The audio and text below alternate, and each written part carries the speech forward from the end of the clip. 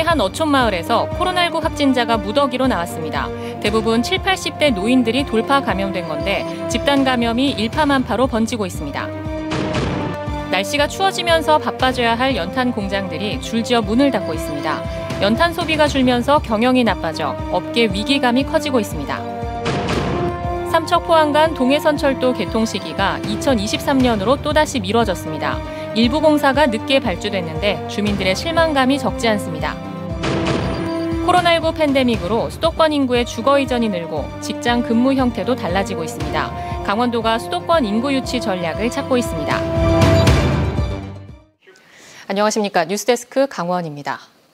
고성군의 한 작은 어촌마을에서 코로나19 확진자가 한꺼번에 13명이 나와 마을이 발칵 뒤집혔습니다.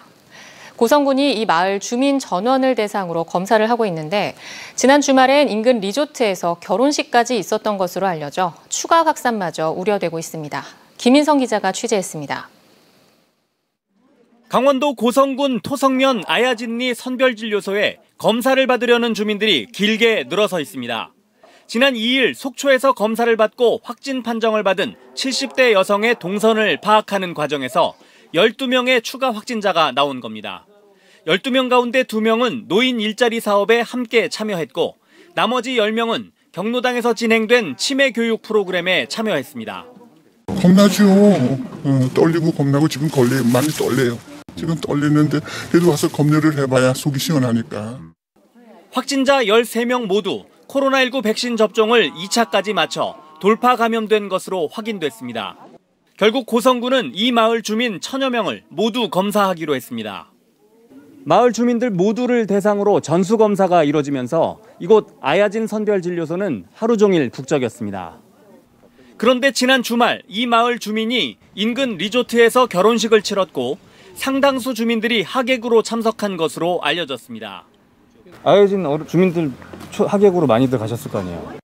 좀 맞지. 그것 때문에 신경이 쓰고 고략도 아픈 것 같아. 혹시나 싶어서. 고성군은 강원도와 함께 역학조사를 벌일 계획입니다. 검사 결과랑 지금 확진 받으신 분들에 대한 역학조사 결과를 바탕으로 해서 접촉자에 대해서 추적 검사를 실시를 하도록 하겠습니다. 또 위드 코로나 시행으로 자칫 방역과 개인 위생을 소홀히 할 수 있는 만큼 스스로 코로나19 확산을 막을 수 있도록 주의해 줄 것을 당부했습니다. MBC 뉴스 김인성입니다. 단계적 일상 회복으로 거리 두기가 완화됨에 따라 각 시군은 안정적인 확진자 관리를 위한 코로나19 재택치료 전담관리팀을 운영합니다. 전담관리팀은 시군청 재난과와 보건소 인력으로 구성되는데 강릉은 10명, 속초 9명, 양양 10명, 태백 2명, 동해 7명, 삼척 6명입니다. 재택치료 대상자와 보호자에게는 의약품 등으로 구성된 재택치료 꾸러미가 제공됩니다. 한편 오늘 오후 6시 기준 강원도 내 신규 확진자는 39명으로 지난달 21일 이후 13일 만에 30명 선을 넘어섰습니다. 도내 시군들이 코로나19로 피해를 본 소상공인의 손실보상금 지급을 위한 전담 창구를 개설합니다. 강릉시는 손실보상금 신청과 지급을 위해 오늘부터 강릉시 종합운동장에 전담 창구를 설치했고 전담 공무원과 보조인력 등을 배치해 보상금 지급에 나설 계획입니다.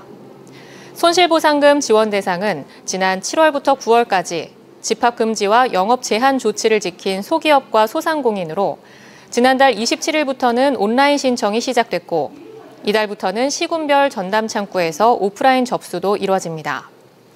보상금은 중소벤처기업부 심사 등을 거쳐 업체별 손실금을 계산해 최대 1억 원까지 지급됩니다.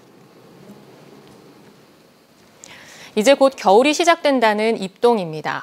겨울이 다가오면 가장 바빠야 할 곳이 바로 연탄 공장이죠. 그런데 연탄 소비가 크게 줄면서 올해만 전국의 업체 3분의 1이 문을 닫는 등 업계 위기감이 커지고 있습니다. 이준호 기자가 취재했습니다.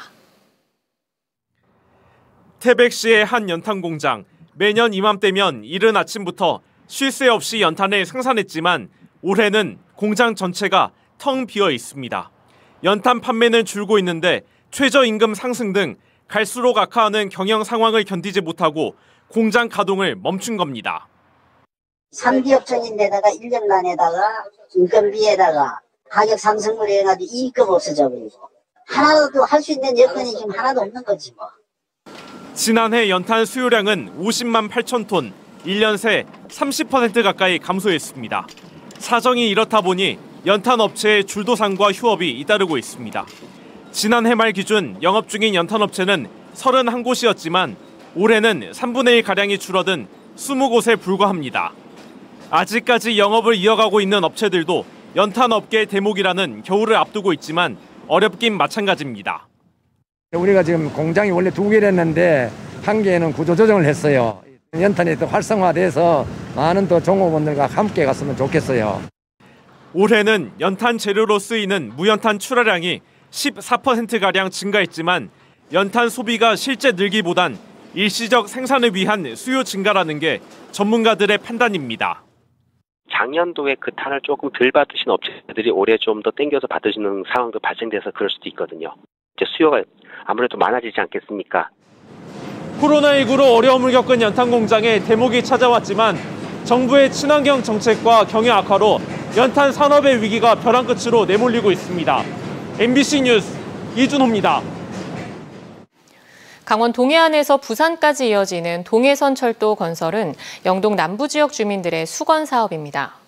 동해선철도는 당초 올해 개통될 예정이었다가 2022년으로 한 차례 미뤄졌는데 전철화 사업 연계 등의 이유로 1년 더 늦어지게 됐습니다. 배현한 기자가 보도합니다.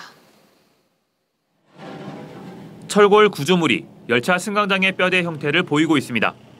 동해선철도에 삼척 임원역이 들어설 곳입니다. 철도 궤도가 올라가게 될 교각이 노반공사도 거의 마무리 단계에 접어들었습니다. 포항에서 삼척을 잇는 동해선철도 건설공사는 모두 3조 4천억 원이 투입돼 지난 2008년 첫 삽을 떴습니다. 2018년에는 전체 166km 구간 가운데 1단계인 포항에서 영덕 구간이 개통됐고 2단계인 영덕에서 삼척 구간의 공사가 진행돼 10월 말 현재 90%의 공정률을 보이고 있습니다. 이미 한 차례 연기됐던 포항 삼척 동해선철도 구간의 개통이 다시 한 번 더 미뤄지게 됐습니다. 동해선철도는 당초 올해 개통을 목표로 했었는데 설계 변경과 주민 민원 때문에 2022년으로 2년 미뤄졌습니다. 여기에 동해선 전철화 사업과 연계되고 일부 분야의 사업 발주도 늦어지며 개통 목표 역시 1년 뒤인 2023년 말로 연기됐습니다. 시스템 분야하고 장비, 반입이 늦어지고 그다음에 변전소 공사가 좀 늦게 발주됐기 때문에 점차적으로 좀 순차적으로 좀 늦어지게 됐습니다. 강원 동해안과 부산을 잇는 동해선 철도 개통을 기대했던 주민들은 잇따른 개통 연기에 실망감을 느끼고 있습니다. 지금 몇 번째 연기를 하고 있는데 투자를 하려고 하던 사람들이 투자심이 누축될 것이고 지역의 어떤 그 건축 경기나 이런 데 모든 면에서 상당히 지역 주민들이 우려를 할 수밖에 없는 그런 상황으로 가고 있는 겁니다, 지금. 동해선 철도는 앞으로 강릉 제진간 동해 북부선과 연결되고 남북 철도 연결이 현실화될 경우 한반도에서 유라시아 대륙까지 철도로 이어질 수 있어 주민들은 빠른 개통을 더욱 바라고 있습니다. MBC 뉴스 배현환입니다. 강원도가 코로나19 이후 정착된 원격 재택근무 확대와 수도권 집값 폭등 추세에 맞춰 수도권의 젊은 직장인들을 강원도로 유치하는 전략을 짜고 있습니다. 강화길 기자가 보도합니다. 코로나19 이후 재택근무가 빠르게 확산되고 있습니다. 올해 재택근무 근로자는 114만 명으로 코로나 이전인 2019년보다 12배 늘었습니다. 또한 출근과 재택, 거점 사무실을 혼합한 하이브리드 근무도 정착되고 있습니다. 이와 함께 수도권 집값 급등은 직장 가까운 곳에 집을 마련하려는 젊은 세대의 꿈을 빼앗고 있습니다. 강원도는 이처럼 코로나19 이후 달라진 직장 근무 여건 변화에 주목하기 시작했습니다. 근무 형태 변화와 집값 급등으로 늘어나는 젊은 직장인의 수도권 교외 이주 수요를 강원도로 흡수하는 전략을 찾고 있습니다. 코로나19 이후에 변화하는 대내적 여건에 대해서 일단 정확하게 분석을 하고요. 이제 그 분석을 통해서 그 여건을 어떻게 하면 우리 도에 유리하게 적용을 할 수 있을지에 대해서도 같이 탐구를 할 예정으로 있습니다. 1단계는 프리랜서들의 한 달 살기와 같은 단기 체류를 유도하고 2단계는 수도권 근거리를 중심으로 출퇴근 상주 인구를, 3단계는 완전 재택근무자의 이주를 유도하는 방식입니다. 이 과정에서 취약한 교육과 의료 문화 등 정주 여건과 1시간 이내 접근성을 개선하는 정책도 병행합니다. 물론 이런다고 강원도가 수도권 대체 거주지자 배후 경제권으로 기능할 수 있을지는 여전히 의문입니다. 외곽으로 나간다는 그런 부분은 기본적으로는 그래도 이제 역세권이나 서울권에서 먼저 승부를 보고 어떤 그 제2차로 좀 하지 않을까 그렇게 판단하고 있습니다. 하지만 그동안 수도권으로 빠져나가는 지역의 젊은 인력을 지키는 인구 정책에 주력했다면 수도권 경제 활동 인구를 강원도로 끌어오는 역발상의 정책을 준비하는 시도라는 점에서 큰 시사를 주고 있습니다. MBC 뉴스 강화길입니다.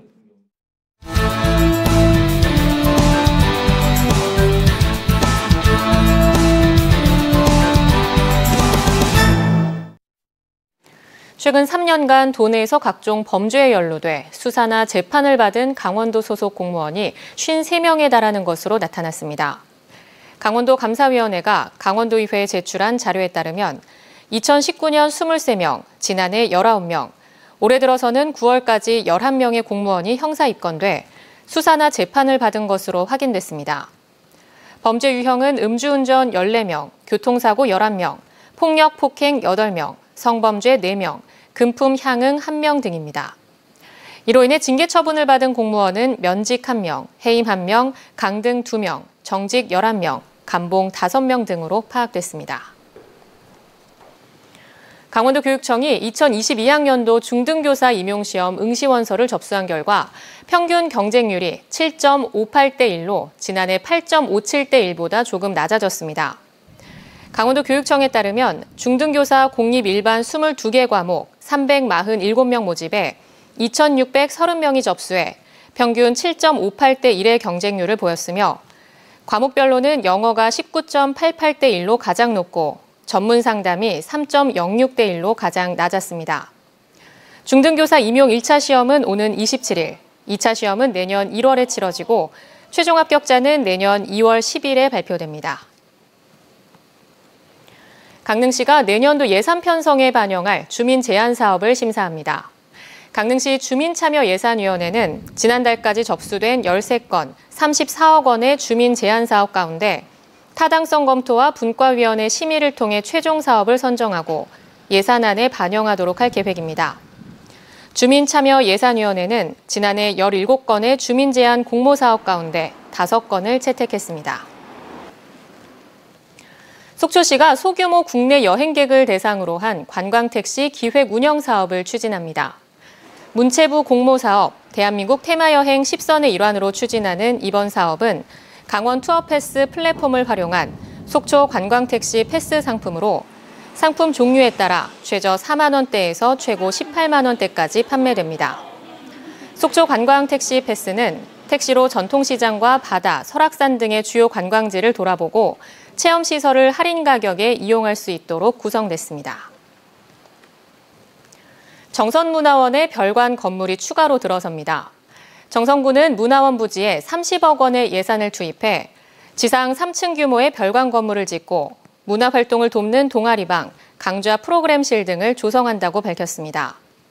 추가로 들어서는 별관 건물은 다리 형태의 건축물로 본관과 연결되며 이르면 내년 상반기에 착공해 내년 말부터 시설을 운영할 예정입니다.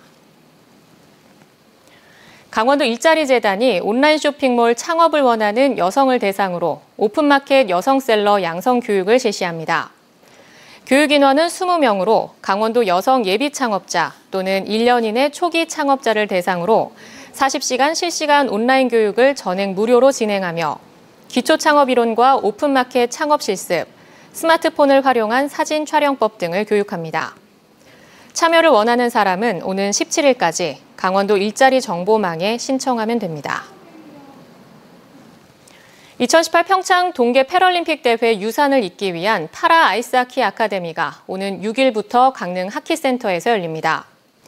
2018 평창 기념재단이 주관하는 파라하키 아카데미는 평창 동계 패럴림픽 대회의 유산을 이어가고 장애인들에 대한 인식 개선을 위해 마련된 것으로 누구나 입문이 가능한 단기 강습 프로그램과 클럽 육성 프로그램, 선수 육성 프로그램이 펼쳐집니다. 이번 파라하키 아카데미에선 2018 평창 동계 패럴림픽 대회 동메달의 주역이자 현 국가대표팀 감독인 한민수 감독이 단기 강습 프로그램의 교육을 맡을 예정이며 참가자들에게는 장애인식 개선 교육 수료증이 제공됩니다. 고성문화재단이 지역 문화예술 여행지도 제작에 나섭니다. 고성문화재단은 문화인력 양성교육 콩닥콩닥 탐사단이 오는 25일까지 고성문화예술 여행맵 샘플을 제작한다고 밝혔습니다.